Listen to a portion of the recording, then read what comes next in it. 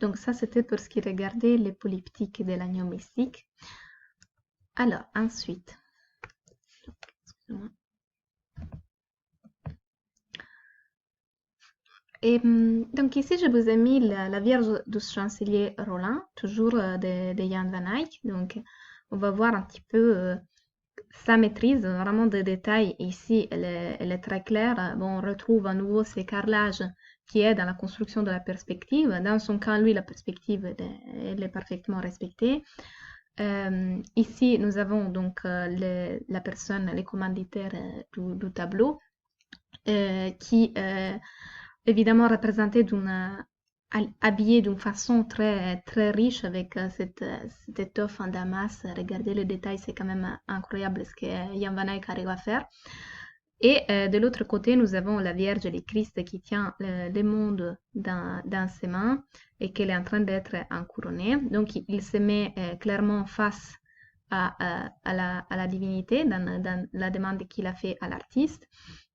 Ce qui divise un petit peu le tableau en deux, donc une partie qu'on pourrait dire une partie sacrée, une partie qui n'est pas sacrée. En même temps, il représente dans cette pose qui est assez pieuse, des mains qui sont en train de prier. On voit un petit peu ici aussi, on en avait déjà touché un mot les cours précédents, là, celle qu'on appelle la perspective atmosphérique. Donc, il ne maîtrise pas seulement la perspective linéaire, mais vous voyez comment il met en place la perspective atmosphérique en allant bleuter et estomper l'arrière-plan avec ces montagnes. D'accord? Et alors, je voulais vous montrer. Donc ici, vous voyez, quand on se croise au centre, l'avez-vous un petit peu dans la vidéo que je vous avais montré la fois passée, on retrouve deux petits personnages qui seront très importants un petit peu pour notre enquête.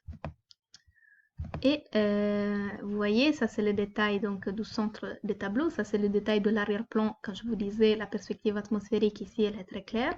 Et alors, ces personnages en particulier, il est censé représenter Jan van Eyck lui-même qui se met au centre du tableau et en plus il y a un pont entre ces deux espaces, celui laïque et celui religieux. Donc l'artiste qui fait les liens vers la divinité. Donc ça c'est quand même assez important. On retrouve ici toujours la plante des lys qui est souvent associée à la Vierge parce qu'elle représente la pureté, je vous l'ai déjà dit. Je vais revenir sur ces tableaux juste après. J'avance un petit peu. Donc, ici, on trouve enfin cet célèbre tableau des époux Arnolfini dont nous avons regardé une vidéo la fois passée et vidéo qui vous explique un petit peu toutes les hypothèses de pourquoi ce tableau est aussi énigmatique. Je vais le reprendre un petit peu, mais c'est un petit peu compliqué, donc je vous ai quand même mis le lien de la vidéo au cas où vous voulez avoir un peu plus de détails. Donc, ce tableau représente à la base Giovanni Arnolfini et son épouse Giovanna Cenami. Et bon, on va parler de la maîtrise technique juste après. Ce qui a toujours créé un petit peu de mystère autour de ce tableau, c'est l'action qui est en train de se passer. Alors, en gros, bah, déjà, je vous avais parlé un petit peu de ces intérieurs bourgeoises qui se mettent en place, mais ici, on n'est pas dans une représentation religieuse, puisqu'on parle en principe des époux Arnolfini qui sont dans une chambre à coucher, parce qu'il y a un grand lit ici derrière. Et ce qui est très énigmatique, c'est que ces deux personnages se tiennent la main d'une façon un petit peu bizarre, parce qu'en général, on ne se tient pas la main de cette façon-là.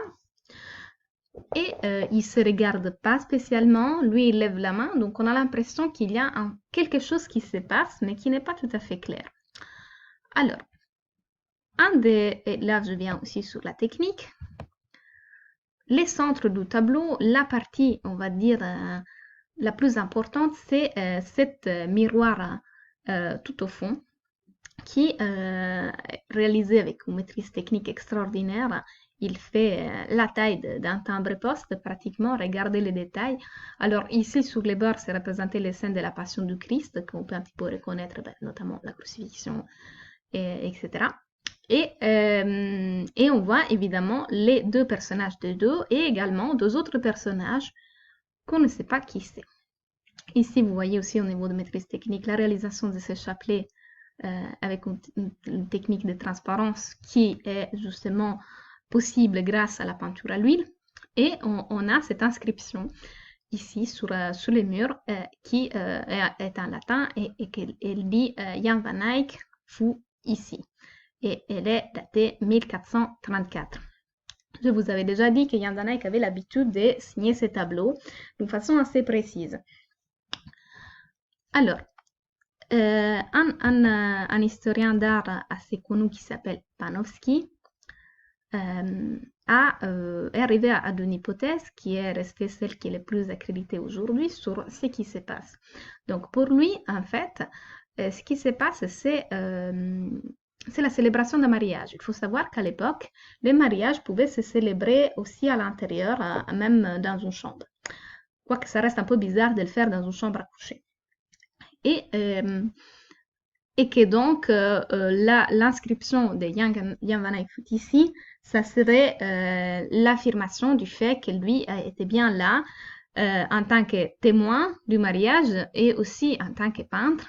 Donc, et cette personne ici dans le miroir serait bien lui, comme un petit peu dans les tableaux précédents qu'on a regardé, la Vierge au chancelier. Et d'ailleurs, je vous fais remarquer qu'il y a deux personnages, un toujours avec un turban sur la tête. On avoue que dans le précédent également, je reviens en arrière, voilà, il est là. Ok, et également dans l'autoportrait, je reviens tout en arrière, excusez-moi, dans le présumé autoportrait de Jan van Eyck. Et donc, selon cette hypothèse, qu'elle pourrait être bien vérifiée, par exemple, les symboles du chien, il symbolise la fidélité du mariage. Il y a, regardez cette fameuse bougie allumée. Parenthèse, regardez quand même la maîtrise technique avec laquelle il arrive à réaliser cette chandelier au niveau des perspectives, des jeux de lumière, etc. Intéressant aussi, là je fais une parenthèse technique, du fait qu'il a toute la construction avec ces miroirs. Il met en place, en fait, il y a deux fenêtres, une qui donne la lumière au personnage, mais qu'on ne voit pas ici, et la deuxième. Et en fait, dans le miroir, on voit clairement qu'il y a une deuxième fenêtre plus près du spectateur. Est-ce que c'est nous qui sommes là, donc qui nous invite vraiment dans le tableau? Et alors, cette hypothèse tiendrait debout si ce n'était pas un petit détail. Donc, déjà, le fait que la femme en question elle a l'air un petit peu enceinte. Alors, on va dire qu'en fait, ça, c'était les robes de l'époque qui étaient faites de cette façon-là, de sorte à avoir une espèce de rebond dans le ventre pour, je pense, souligner une certaine fertilité de la femme. Mais le fait qu'elle tient quand même sa main sur le ventre, c'est un geste qui est vraiment un geste de femme enceinte et qui, du coup, il nous perturbe un petit peu sur l'interprétation.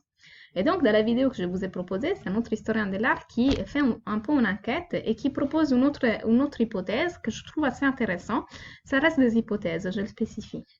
Et donc, selon cette hypothèse, il ne s'agirait pas du mariage entre ces deux personnages, mais en fait, il va enquêter sur qui sont ces deux personnages. Et il se rend compte qu'en fait, ces deux personnages ne se sont pas mariés en 1434, tout d'abord, et que disons, il se pose des questions par rapport au fait que c'est vrai qu'il y a cette inscription, il y a un Van Eyck fut ici, mais qu'en même temps,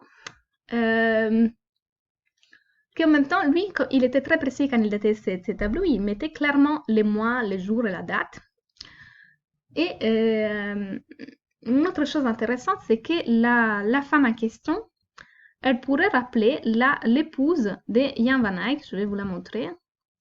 Donc ici, évidemment, elle a l'air un petit peu plus vieille, donc juste 5 ans après. Bon, on sait qu'à l'époque, on vieillissait peut-être un peu moins bien qu'aujourd'hui. Et bon, c'est vrai qu'elle a la même coiffure, mais on pourrait dire, ben, ça c'était la mode de l'époque, et qu'elle elle est habillée un petit peu de la même façon. N'empêche qu'elle se ressemble quand même un petit peu. L'hypothèse de Bertrand, donc c'est des autres historiens de l'art beaucoup moins connus, c'est que en fait il ne s'agit pas des Arnolfini, mais il s'agirait de Jan van Eyck et de son épouse Margaretha. Et il valide cette hypothèse selon le fait qu'on peut, le peu d'informations qu'on a sur la vie de Jan van Eyck, on sait que sa femme elle a accouché en 1434 et que donc elle pouvait bien être enceinte à ce moment-là. Et que donc il s'agirait plutôt d'une chambre qui représente la préparation à l'accouchement et que en fait cette inscription Jan van Eyck fout ici, c'est en fait pour dire c'est bien cet homme-là. On pourrait valider cette hypothèse aussi par cette envie de porter ces chapeaux assez voyants. En même temps, c'était la mode de l'époque. Mais voilà, il reste quand même des éléments. Disons que ce qui conduit un petit peu cette hypothèse, c'est qu'il y a plusieurs motifs qui se répètent, notamment la présence ici de Sainte Marguerite. Et apparemment, ben, vous ne les voyez pas ici dans les détails, il y a des marguerites qui sont reproduites aussi dans les tapis. Elle, ça serait peut-être Marguerite. Alors, Sainte Marguerite, c'est la sainte qui est protectrice de l'accouchement. Et donc, il y a un petit peu tous les symboles du fait qu'elle serait bien enceinte. Et donc, il ne peut pas vraiment s'agir d'un mariage. Et, et en plus, faire un mariage dans une chambre à coucher, ça reste quand même un petit peu bizarre, quoi. Et que bah, cette fameuse bougie allumée, Panofsky l'avait interprétée comme les symboles de Dieu qui arrivent pour valider le mariage qui est en train de se passer en cours. Disons que les deux hypothèses restent valables. Donc moi, je pense qu'on peut garder les deux. C'est assez intéressant de garder l'hypothèse 1.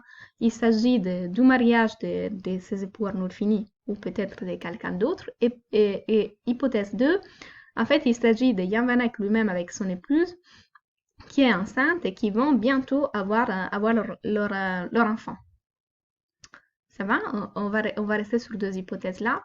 Alors, ce qui est intéressant aussi, c'est que ce tableau avec des détails incroyables, je le répète, il est assez petit, il fait 82 fois 60 cm et c'est un huile sur bois. Donc, je reviens sur le fait que les Flamands, ils ont créé la technique à l'huile et cette technique sur panneau qui se développe bien avec des tailles.